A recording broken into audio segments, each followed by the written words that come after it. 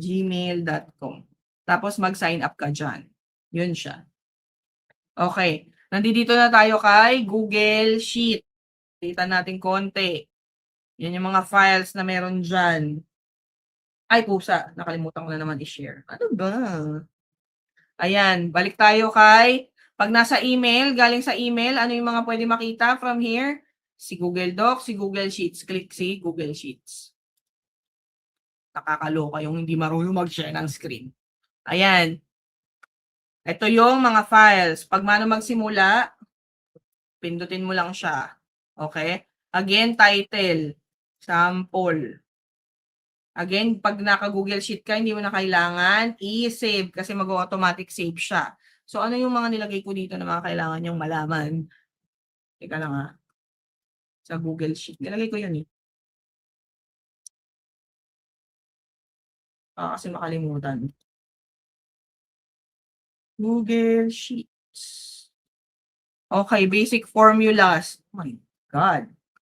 Basic formula. Asan na si? Stream mo yan. Nakashare na yung screen ko, babe.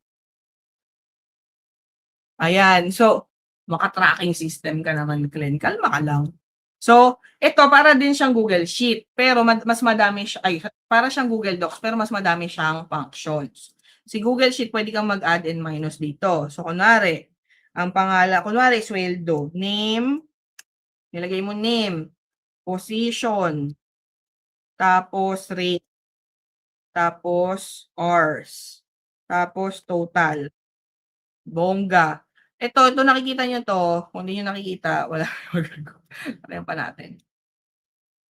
Kita na, medyo malaki na ba yung screen? Pag nakikita nyo tong gray na yan, pag kinuha mo yan, binaba mo yan, ibig sabihin, nakapix na siya doon. O, di ba? Excel lang din to. Ang pagkakaiba naka-online. Okay? So, yung mga marunong dito, go. O, i-highlight nyo. Pag gusto nyo siyang i-highlight, click nyo yung 1, ma-highlight siya, i-bold mo siya. Tapos, gusto mo siyang syempre, i-center natin siya. Okay? So, for example, name, Reg.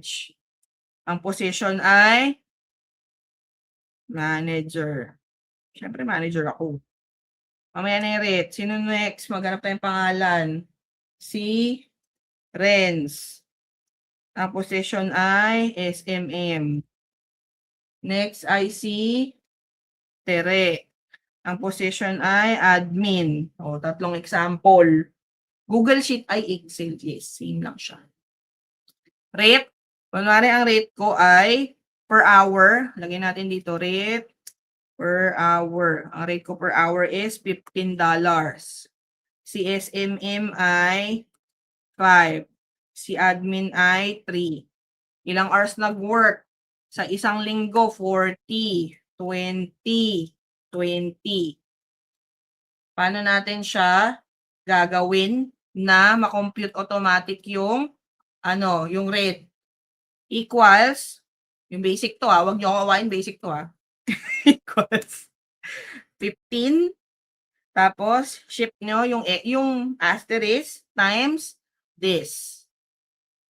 And mag-total siya. Pwede mo siyang i-autofill, 'di ba? Hindi sum kasi times siya eh. Loko mo naman ako rin kasi. Pag pinlas ko 'yan, edi ano lang 'yan. Tapos pwede mo siyang itong bilog na to, drag mo siya para i-copy niya yung formula na 'yon. Okay? Yun yung pag-eme. Tapos pwede mo siyang kunwari last week na pay total. So last week meron akong 1,000 kasi madami akong pera. 200. Laki ng sweldo ni Renzo. Oh, i-add mo siya, Sam. Oh. Ganun lang siya. Again, i-test nyo siya on your own. Go to Google Sheet and then test.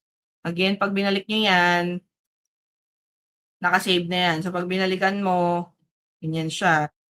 Okay? Paano po kayo mag-save ng files? Hindi mo to kailangan i-save yung file kasi magsi-save siya. Tapos depende yung pagse-save ng file, depende kasi yun sa SOP, sa process ni client mo. Iba-iba kasi siya. So, hindi ko pwedeng sabihin sa'yo na ito yung tama, ito yung mali. Kasi iba-iba siya. Okay? So, yun yung Google Sheet. Malinaw ba? Pwede ka ring mag-divide dyan. So, ganyan natin siya. Divided by 40. Ilan siya? 15. Diba? Okay? Ano pa yung isang sabi kong ilalagay ko dito? Formula, pag-a-add ng row. So, kunwari, gusto mong i-add yung isang tao, i-highlight mo ulit, right-click, insert one row above, pag sa taas, pag sa baba, insert row, o pag nasobrahan ng row, delete row. Okay? Kung gusto mo siyang i-sort, i-sort na per, ang tawag dito, per name. Ayan, may sort siya. Sort mo yung column A. Si Tere na yung nauna. Okay? So, aralin nyo yan. Madami din dito. Pwede siyang may decimal, may ganun-ganun. Okay? Nai-email po ba yan? Pwede mo siyang i-email. So, ang gagawin mo, pag i-share mo siya, file sharing, nakikita nyo tong share. Click share. Tapos, ito yung may access. Kung, for example, parang sa resume nyo. So, ito, importante to. Pakitandaan nyo to, ha? Pakitandaan po. Kapag mag-share kayo, kunwari yung resume nyo nakasave sa Drive. Sa Drive. O kaya ito, kunwari resume nyo to. Google Docs siya for example. I-change nyo to anyone with link and then viewer. Huwag mong editor, baka burahin yung resume mo. Anyone with the link and viewer. Para, kunwari, pag kinapi ko to, sisend ko sa inyo, mabubuksan nyo siya. Para ma-sample nyo siya. Okay, pwede niyo yan gamitin. Pag in anyone with link ko yan, tas editor, pag sinave ko yan, pag binuksan nyo yan sa sarili nyo, ma-edit nyo po tong file. So, buksan nyo yung link, ma-edit nyo to. Diba? Nandiyan kayo lahat, ayun kayo, oh. So, yun siya. So, anyone with link. Kung specific na tao lang yung gusto nyong pagbigyan nung file na yon, kasi yung file is confidential. Keep nyo siya as restricted and then ilagay mo dito yung email. So, kunwari, daplasregine@gmail.com. Pag sinend mo yan, ayan na siya, send. Pag sinend mo, magsisend yan ng email sa akin. Huwag mong i-uncheck to. So, bigyan mo siya ng, kunwari, editor lang ba siya, viewer, commenter. Okay? Malinaw na ba? O, nandiyan pa din kayo. O, iwan ko na yan as anyone with link na pwedeng i-edit. Huwag niyong burahin, ha? Para magamit ng iba. O, ayan na yon, sa inyo na yan, gamitin niyo yan. Huwag niyong burahin, ha? Kung gusto niyo mag-add ng isa pang tab, kunwari gusto niyo mag-sample gamit tong Google Sheet na ginamit ko at gusto niyo i-copy, pumunta ka dito sa baba, nakikita niyo tong sheet 1. Right-click, duplicate. Lagyan mo, double-click, pangalanan mo siya, Reg. O, pag may pangalan na, huwag niyong burahin. Huwag niyong burahin yung file ng iba. Makikita ko kung sino nagbura niyan. De joke, hindi ko pa pala makikita kasi naka-anyone with link. Huwag niyong burahin, maawa kayo dun sa iba. So, kung gusto mo na magsarili ka na walang gumagamit nung sarili mong gawa, i-ano mo na lang, i-duplicate mo na. O, di ba, nagtatry na. Ayan, o, pangalanan niyo siya. Para alam na sa inyo yan. Okay? Kung gusto niyong burahin, syempre, delete niyo lang yan. Okay? So, yan. Ito yung pwede niyong gamitin. Gamitin niyo siya kung gusto niyo.